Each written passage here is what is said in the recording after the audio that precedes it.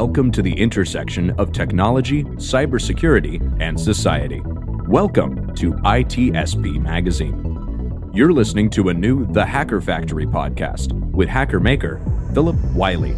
You're about to discover what the role of a professional hacker entails, the different specializations it holds, and what it takes to learn and become one.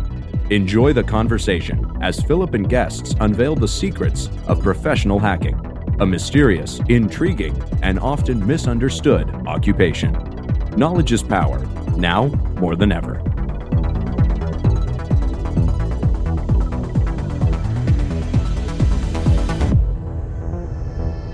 Hello and welcome to another episode of the Hacker Factory podcast. I'm your host, Phillip Wylie, the hacker maker. In each episode, I have a guest sharing their tips and story on how they got started in the industry. And this week, I'm very excited to have Allie Diamond joining. Allie and I know each other from InfoSec Twitter, and recently were introduced, and I was on her podcast and live stream. So I'm excited to have her on the show today. Thanks for joining. Thank you so much for having me. I can't stop smiling. My cheeks hurt. I'm just so excited to be here. That's good to have you. And I think you're always doing good things to help people that are trying to get started in the industry. And I think those are the kind of people that are very helpful to have on. So thanks for joining. Yeah, I'm so happy to be here. So to kind of start out, why don't you tell our audience about yourself?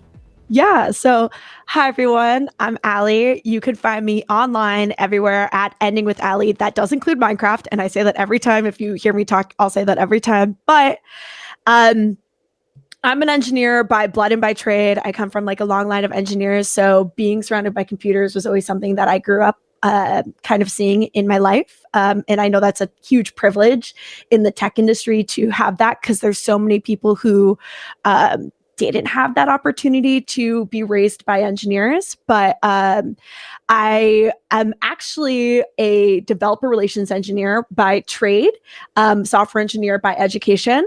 And so right now I work at a company called coder.com, where I focus on making the product more accessible and get more eyes on the product, as well as create content that helps developers and DevOps engineers understand how the product works better. But in my free time, I am a cybersecurity aficionado, lover of InfoSec, and Twitch streamer. And that's where I kind of study live and work on security-related content.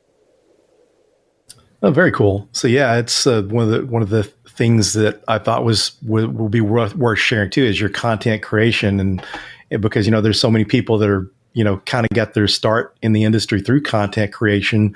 Although, not the case with you, but seeing how it's a very important tool for people wanting to get started out is definitely worth discussing. Oh, yeah, definitely. And I tell all of my friends, if they have anything of interest that they're working on, even just sharing what they're working on a regular basis is super important, because in today's modern times, and I've actually written a couple of blog posts about this in regards to both finding jobs and just networking and meeting people, putting yourself out there is super important. And I think I'm the number one testament for this, because I right now don't work in the security space. I will put an asterisk with that I was working at Lacework and I was laid off.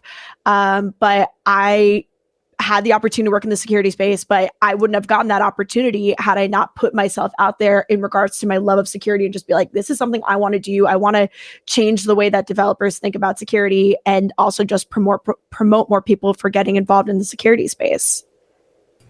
Yeah, before we get more into the content creation stuff, that's very important to have someone that's advocating for developers to be more secure, because I know a lot of the schools really don't teach that coming out. So a lot of developers have to learn that after the fact.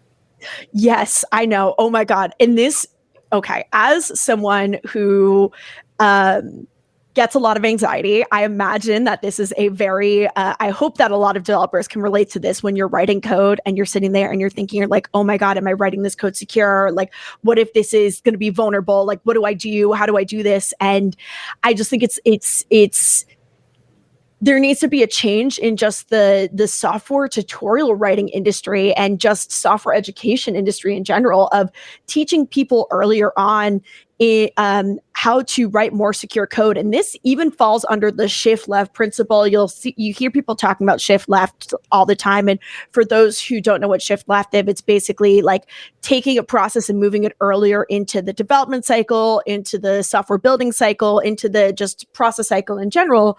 And like in my mind, teaching developers earlier on in their education about how to write secure software is the ultimate shift left, because you're making it easier for the people at the end of that cycle who are all the way on the right, whether that's your security, teams, your IT teams, your pen testers. You're making your pen testers' lives harder because you're putting in less vulnerabilities, but also making your security teams have more sleep at night, a better quality of life. Like there's no excuse for engineers to not write secure code. So what are some recommendations for people that are coders that want to learn to secure more code, to code more securely? Yeah. My number one recommendation is be skeptical of every tutorial that you read. Understand that every tutorial that you read is not going to be secure. So ask questions. And when you're reading these tutorials, be like, is this really the most secure way to do this? And a great example of this is I was recently using a company's product and following the tutorials live on stream. And I happened to have someone in the company who actually wrote the tutorial in my stream watching. And I was sitting there giving them feedback. And I was like, why are you telling me to put this .env into a file in plain text? Like, why is this right here? You should be writing here better security practices. So if you're And for people who are writing the tutorials and writing content for developers, keep in mind that they're going to come back to your content time and time again, and developers are going to see your content. So making sure that you tell them how to do it securely from day one is super important. And using tools like, for example, static analysis, just to make sure that you're not leaving any vulnerabilities there super early on is super important. And that might also involve getting your DevOps teams to put that into your deployment pipeline super early on, so developers can fix potential vulnerabilities really quickly. So there's some good resources that you recommend for learning? Honestly, my number one resource, if you're interested in learning how to write more secure code, is go to Try Hack Me and try learning just some security principles. Just learning the basic security principles from Try Hack Me. Do a couple of easy boxes. They're not the most difficult. Will just get you in the way of thinking how to write code more securely. Yeah, I like that too. The hands-on approach makes things more interesting and sometimes I think a better way to learn than just methodology. You can read all of the papers in the world, but until you put it into practice, it's never going to stick, you know? Yeah, definitely. So kind of how did you get started with coding? How did you get into, I know you grew up raised by engineers, better than being raised by wolves, but how did you, so what got you interested in coding and kind of how did you get started? Yeah. Okay. So I remember exactly where I was when I realized I wanted to take a coding class. So I was my 9th grade. It was towards the end of the year. It was probably like April or May. And I was in my physics class, and I could literally tell you almost the exact time. It's actually kind of scary why I remember this. It was around like 3:20.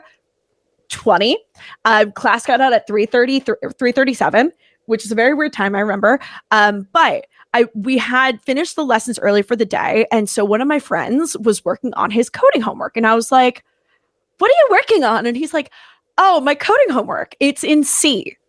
Keep in mind, they're teaching freshmen C. And I was like, that's crazy. Like, that's so cool. I want to learn how to code. And it was nothing that I was like shepherded into, but instead something I took the initiative into. And so I've just been in the software space ever since. I took coding courses when I was in high school. I went on to graduate high school and went on to study computer science and electrical engineering at MIT. And when I was there, I actually learned about developer relations. And so I've actually been doing DevRel as my career since I graduated college. So very cool. And that's just one of those type of roles that you just really don't think about. That's pretty cool. Yeah. Must have been a pretty interesting experience going to MIT. Yeah, Yeah, I've been thinking about it a lot recently. But it was definitely like people are always like, "Oh, was MIT hard?" And I'd say, "Yes, it was the hardest thing I've ever done." And then they're like, "Oh, but like, would you do it again?" And in a heartbeat, if I had the opportunity to go back to MIT, I would love to. I just feel like I know so much more now than I did then. That is just such a dream. It would be so cool to take what I know now. So if someone was wanting to get started in software development, how would you recommend that they get started? I mean, you've had your experiences. Are there, what would you consider the optimal way for someone to get started in that area? Yeah. And this is something I think a lot about because and this is going to touch on content creation. There's a lot of content creators out there who are just like, oh, go on these websites and do this and do that. But at the end of the day, it's the same idea of learning by doing. As I've said, for software engineers who want to write more secure code, try Hack Me. And for people who just want to learn how to write code, start with just making yourself a personal website. There's a lot of awesome resources out there now that will enable you to just learn how to write your own personal website and get that deployed up into the cloud really quickly. Things like Vercel and Netlify basically remove having to think about hosting, and you can just deploy it quite quickly with little to no friction, as well as doing a lot of, I personally am like, oh, stop by on my Twitch streams and see what you can learn there. I personally try to make my Twitch streams super approachable for everyone, as well as people are going to tell you to go to Free Code Camp and all those different ones, but figure out what really works for you and the way that works for your learning. So for me, I find that just being live on Twitch and having that collaborative experience is really, really helpful for me for learning, but that might not be something that's good for someone else. So knowing what style of learning works best for you. Very cool. So yeah, I've kind of wondered about Free Code Camp, whether that was a good resource or not. You see that one thrown out there a lot. Yeah. But my opinions on free code camp are they focus more on just like a higher level thing. And when you want to go deeper, and if you go on my Twitter, I'm right now very anti JavaScript. So maybe find something that does Python. Try Python. I'm anti JavaScript right now. I'm done with JavaScript. Yeah, there's a lot of it out there for sure. Yeah. And it's got this, and when it comes to JavaScript, and this is just my personal opinion, so calm down, remove the pitchforks. But there is such a chokehold that JavaScript has on the industry, and people telling new engineers they need to learn JavaScript, but there's more to the software industry besides just JavaScript. And we need to remember that. So learn other things besides JavaScript. Yes, script can do everything, but should it do everything? Ask yourself, should you really be using JavaScript for your front end, your back end, your database, and like every single thing? Probably not. But that's just my opinion. So what do you recommend for like web development? What's your preferred? Yeah, I've been really enjoying Flask for the back end. Obviously, for the front end, you have to use JavaScript, sadly. But trying to do as much lifting as I can using Python as possible. So. Yeah, and that's a good one for folks that are wanting to get into security industry or are into security industry. There's so many uses for Python. Yeah, especially for that. Python is just such a like universally usable language, because I'm sorry, but I don't want to have to think about trying to write like scripts using JavaScript and having to figure out how to run them in like terminal. While in Python, it is just a one-line command to try running a script in the terminal. Like there is just so much easier to me to understand Python than JavaScript. And at least nowadays, if people want to learn Python, it's gotten a little bit better. Before, when you still had some of the Python 2x out there and 3x hadn't been fully adopted yet. So at least that makes things a little more easy for people wanting to learn Python these days. Yeah. Oh, definitely. Now it's consistent. Eventual consistency works, and we've reached it. So yeah, we should kind of dive into the content creation thing. So what are your kind of recommendations there for people that want to get into content creation? Where should they start? What type of platforms should they use? And Yeah. So content creation, I'll start off with this. Content creation has been something that's always been fascinating to me and has always been something I studied. I watched my first, and another moment of time that I very peakly remember is the first time I ever heard about YouTube, which was in 2007. I was sitting in my American history class and someone was like, "Oh, did you see this YouTube video of some like riot?" And I was like, "No." And I go on, and it's been a black rabbit hole ever since. So I've just been studying content creation for a while, and it took me many years to grow the confidence to actually start putting myself out there. And so if you're listening to me right now and you have the inkling, the desire to do it, please just get started. I wish I started earlier. Like, I genuinely wish I started earlier. I think my life would be a lot different had I. And I think that's one of my biggest regrets, is not starting my content creation journey earlier, just to make myself happy, but also the opportunities that have come from it, both like even being here right now.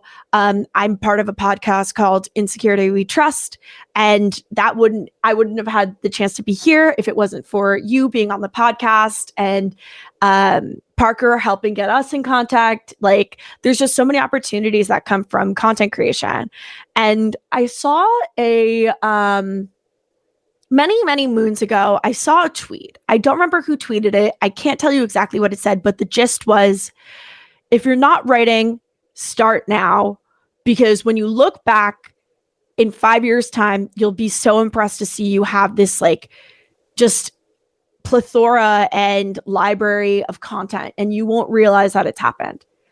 And so, like, even if you're publishing once every few months, that's still content that you put out there, and that's still effective for you. And how to get started, it's a matter of first finding what platforms work well for you. So I am much better improv. I am much better speaking. I am much better like being able to emote. And so being on Twitch it has been a super amazing opportunity for me. I think that's where I thrive best. But then there's also like Twitter, and simply you might be like a thread kid, where like you're just doing a lot of threads about the things that you're learning, things that you're working on, and people really love learning that way. You might be a writer, and that might be just creating blog posts. And I'll pause and say, right now, the SEO on blogs are really difficult. Yes, but at least having that backlog of content that if you want to get a new job, you can go up and be like, "Hey, I'm looking to get hired. Here's all this content I've created." You can see that I have a level of competency that is harder to prove otherwise when you don't have that repertoire. Having that out there content gives you a repertoire that people can come to you and trust you with. That's some very good points, and that's one of the things I think people overlook a lot of time is writing blog posts, because some people may be too shy to be on camera or do any kind of recorded type of media. But writing, that's that one's a lot easier as far as if you're kind of a really introverted and shy person. And I'll give, if you're introverted and shy and you're still a little shy about writing, just literally voice to text. I feel like my blog posts are the way that I literally speak to people. And so like it could literally just be you taking what you're saying and turning it into a blog post. Like, say if you drive a car, which hi to everyone who's driving a car and listening to us right now. Thank you so much, and stay safe on the road. But like if you're driving, just turn on voice to text, right? Voice to text, and just start talking about things that you're working on at work and see if there's any interesting content in there. That's a great idea. I mean, because you just think about things when you're out, you don't have access to, a writing pad or even to try to stop and you're out somewhere walking and write it into your smartphone. That's a good way of doing that. I mean, just kind of do a brain dump of just your thoughts. And what I do actually now is if I come up with an idea, I'm really bad at going back and checking to see what I've written down. So I'll literally message a friend my idea. Like I had this like idea for a talk that I wanted to give that was like stop getting choked by JavaScript, kind of the same rant I just gave. So I literally sent him like 10 voice notes and I was like, save all these voice notes and remind me. And what's really cool about that is that now you have someone who's going to hold you accountable to getting that thing done. Yeah, that's a great idea. Yeah. So what kind of a voice to text program do you use? Honestly, I just use my phone. I have an iPhone. And I just turn on voice. I just turn on the voice to text. And I personally, when I write all my blogs, I start off writing them all in Notion. So Notion has an iPhone app, so I'll just do voice to text there. And then my process from that is then I'll take the blogs, edit it, and then drop it into a Google Drive, a Google document, just to grammar correct, because Notion, I've been using it for many years, but I would love to see some better grammar correction there. I'm just going to throw this out there, but a Notion acquisition of Grammarly would be so great, and integrate right in there. That'd be so sick. But, and then I will publish the blogs eventually.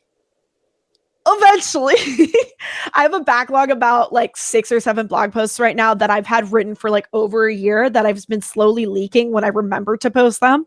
But just having them set up and ready to go and ready to be published is like how I do. I host my own blog. I use for my blog, I personally made my own blog. And by made my own blog, I mean I downloaded a Jekyll template and deployed it on Vercel. But I want to see someone write their information security blog on Tumblr. Please make it happen. Someone please use Tumblr as your blog. I think that's a great idea. Literally, like it's even less friction than like setting up a WordPress site, setting up all those other like blogging platforms. No, just get on Tumblr and start writing. Like it's there. We know how to use Tumblr. We can make it happen. Yeah, that's a platform I hadn't heard mentioned in a long time. I've been thinking about Tumblr a lot. Yeah. Yeah, I had a Tumblr at one point. Me too. I had a couple Tumblrs. I actually, I had a secret Tumblr. A lot of people don't know this about me, but I had a secret Tumblr. It was there were a couple of us out there, rowing related Tumblrs because I was on the crew team. And I had like over 1,000 followers and I was just like, oh my God, like this is crazy. And I sometimes go back and think if I had the confidence to continue the content creation that I was doing on Tumblr and the curation I was doing, because like curation is also right now really big in the content creation space. You see people like Snack Shots with Andrea, I'm so sorry if I'm butchering your name, getting a lot of really amazing opportunities just simply curating. So if you can be also a potential curator, that is a form of content creation that doesn't even require you creating content, but instead you creating content about content. So like, I just think about how my life would have been had I continued my curation and rowing exposés. And one of the things you mentioned earlier that I like too is, you kind of telling people not to wait because, there's too many times it's just like trying to get into security. People ask, do I need to know how to code? And then if they hear that they need to know Python, then they're going to learn Python before they start their security journey. And sometimes that just kind of delays you getting into security. Maybe you don't learn Python and you give up on security. So your point of getting started, I like that because too many times we procrastinate. It just doesn't happen. We just keep putting it off. And I will say that like doing Try Hack Me and the like really early boxes and doing this exploration on my own, it almost feels like my coding skills have absolutely zero like application to the work that I've been doing on Try Hack Me. Like I haven't gotten to the point where it's been helpful yet. So like, don't worry about coding. I think that it's almost, you'll converge to that point eventually. But my recommendation to you, like, if you know how to code and you want to get into security, that knowledge will help you in the sense of you understand how to maneuver through a system and you kind of understand Linux and the Unix system. Because I mean, that's just another story of the Unix versus Windows operating system. But now there's the Windows subsystem for whatever. That's another story. Very cool. So yeah, just kind of on the topic, since you have with your security background and your personal learning journey and security. So what would be some places for someone to pivot that maybe they're working as a developer? What are some areas that they could move in through that development background would help them? You know what? That's a really great question. And I honestly have no idea. That's a really good question. I feel like a good pivot would be like maybe becoming a security engineer, but I'm still, and I'll be 100% transparent. I'm still super, super early in my security journey. I'm technically self-taught. I put a really strong asterisk on that. I'm like mostly self-taught.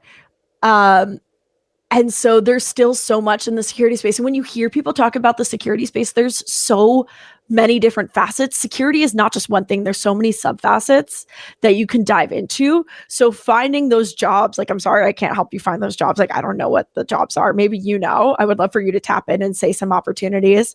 But my asterisk is that and this is a story. So in college, I took one security course, and it was the only security course I knew of at school. It was MIT's 6858. Was it 858 or 828? It was one of those. And it was the security course. A lot of the knowledge that was taught to us was a lot of like older papers, not a lot of modern stuff. But the course that year just happened to be taught by Robert Morris of the Morris Worm. And so that was the course that was one of the hardest courses I've ever taken. Definitely. It was so interesting. That and concurrent systems, which is a whole nother thing. But I ended up starting the homework for that course really, really, really early, like 2 weeks beforehand. I was reading the first paper because they made us read research papers. And so the first day of class comes up and I'm like, oh, wait, that's Robert Morris from the first paper that we had to read. So I walk up to him and I'm like, oh yeah, like you're Robert Morris. Like you're in the paper that we had to read. And he just like looks at me and he's like, yeah, I was really silly back then. And then he just like turns around and I'm like, this dude hates me. This dude hates me. So, I don't know. That's pretty interesting. Well, just kind of back on the topic of that, areas to pivot into is some of the areas I've seen is application security, and then application pen testing are good roles to move into. So one of the things I recommend is someone's wanting to be a pen tester and they're coming from an application background, then application pen testing is a good place to get into, because you need to understand the technology and how to secure it if you're going to be able to break into it. So those are kind of the tips I give people that are wanting to move over from a development background. Yeah. So yeah, that's pretty interesting background, and I really like the tips on the content creation. We're getting down close to the end of the show. Is there any advice that you'd like to share with our listeners? Yeah. My other one piece of advice is don't be afraid to reach out for just to ask a question. And I was literally sitting here facing this same issue yesterday. And this is more work related, but I was having an issue with Homebrew and I didn't know where to go. And I was like, oh, where do I ask this question? Oh, I could go ask it on the Homebrew page, blah, blah, blah.